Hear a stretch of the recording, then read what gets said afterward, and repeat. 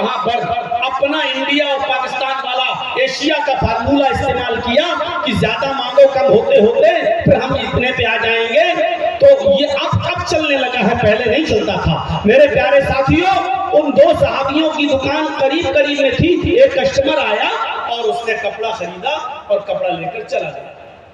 تھوڑی دیر کے بعد دوسرا کسٹمر آیا, وہ بھی اسی دکان پر آیا, اس نے بھی ایک کپڑا خریدا اور چلا گیا. تھوڑی دیر کے بعد ایک تیسرا شخص آیا, وہ بھی اسی دکان پر آیا اور اس نے بھی کپڑا خریدا اور چلا گیا. تھوڑی دیر کے بعد چوتھا کسٹمر اسی دکان پر آتا ہے, لیکن دکان والا بھی یہ سوچ رہا ہے, یا اللہ میرے پاس تو 3 کسٹمر آ چکے ہیں, میری انکم تو اتنی ہو چکی ہے کہ آج جو کمائی مجھے حاصل ہوئی, جو پروفٹ ہوئی, جو منافع ہوا, جو لابھ ہوا, آج میرے گھر کا چولہا جل جائے گا اور میرے بیوی بچے آج پیٹ بھر کر کھانا کھا لیں گے. لیکن میرے پڑوس میں جو کپڑے کی دکان کھولے ہوئے میرا بھائی, ایک مسلم بھائی, میرے ہی برادری کا ایک بھائی جو دکان کھولے ہوئے, اس کے پاس ایک بھی کپڑا نہیں بکا ہے, اس کی بھی بیوی ہے, اس کے بھی بچے ہیں. اگر آج اس کا کپڑا نہیں بکا تو اس کے گھر میں چولہا کیسے جلے گا, اس کے گھر میں کھانا کیسے بنے گا؟ وہ بھی کثیر العیال ہے, اس کے بھی بچے ہیں, زیادہ بیٹے بیٹیاں ہیں, اس کے گھر میں بھی چولہا جلنا چاہیے. تو اس صحابی نے چوتھے کسٹمر سے کہا, جو کپڑا تم خریدنا چاہتے ہو وہ کپڑا میرے پاس ختم ہو گیا ہے, اس سے بھی اچھی کوالٹی کا کپڑا میرے فلاں بھائی کی دکان پر ہے, تم پڑوس میں جا کر خرید لو. اس آدمی کو اس نے اس دکان کی طرف ریفر کر دیا اور اس آدمی نے کپڑا بیچ دیا. تھوڑی دیر کے بعد ایک اور کسٹمر آیا, اس صحابی نے اس کسٹمر کو بھی اس کی دکان پر بھیج دیا اور پھر نماز پڑھنے کے لیے چلا گیا. عصر کی نماز کا وقت تھا, جب وہ عصر کی نماز پڑھ رہا تھا تو کہہ رہا تھا, الہ العالمین, جھوٹ بولنا تیرے نبی کے قانون کے خلاف ہے, تیرے نبی کے فرمان کے خلاف ہے. اے اللہ میں نے جھوٹ بولا ہے, مجھے معاف کر دینا. اے میرے پروردگار, میرے پاس وہ کپڑا موجود تھا لیکن میرے بھائی کی ہمدردی نے مجھے اندر سے جھجوڑ دیا ہے, اس لیے میں نے یہ کہہ دیا ہے کسٹمر سے کہ وہ کپڑا میرے پاس نہیں, میرے بھائی کے پاس ہے.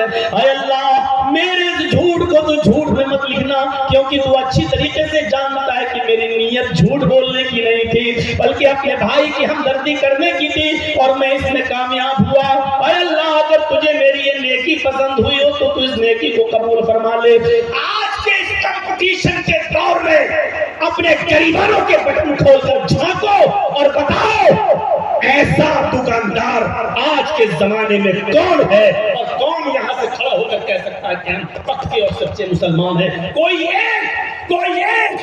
ایک اٹھ کر بتائے اور یہ کہے کہ ہم پکے مسلمان ہیں اور ہم اپنا کسٹمر دوسرے کی دکان پر بھیج دیتے ہیں, ہم دوسرے کے ہمدرد نہیں. دوسرے کی دکان پہ آنے والا کسٹمر بھی آپ دور سے پکار کر اپنے پاس بلا لیتے ہیں. اگر 2 رکشے والے ہیں تو 2 رکشے والا, ایک نے 20 مانگا, دوسرا کہتا آؤ ہم 15 دے دینا, ہمارے رکشے پر بیٹھ جاؤ, وہ اور کم کر لیتا ہے.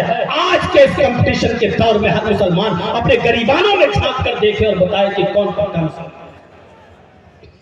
نام تو ہے محمد جرجیس, نام تو ہے محمد اظہر, نام تو ہے نسیم احمد, نام تو ہے محمد اکرم, نام ہے, اور نام رکھنے سے کوئی آدمی مسلمان نہیں ہو جاتا. اگر نام سے ہی کوئی آدمی مسلمان ہوتا تو اللہ کی قسم عبداللہ ابن ابی ابن سلول جنت میں جاتا.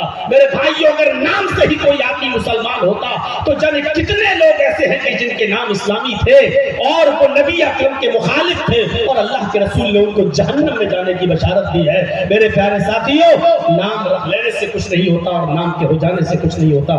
ہر آدمی غور کر کے دیکھے کہ وہ کتنا پکا مسلمان. دوسرے کی ہمدردی کا نام ہی تو اسلام ہے. اسی لیے تو اللہ کے نبی صلی اللہ علیہ وسلم نے فرمایا کہ وہ آدمی مومن نہیں, وہ آدمی مومن نہیں, وہ آدمی مومن نہیں. کون؟ جو خود پیٹ بھر کے کھانا کھا لے اور دوسرا بھائی اس کا بھوکا سو جائے, پڑوسی اور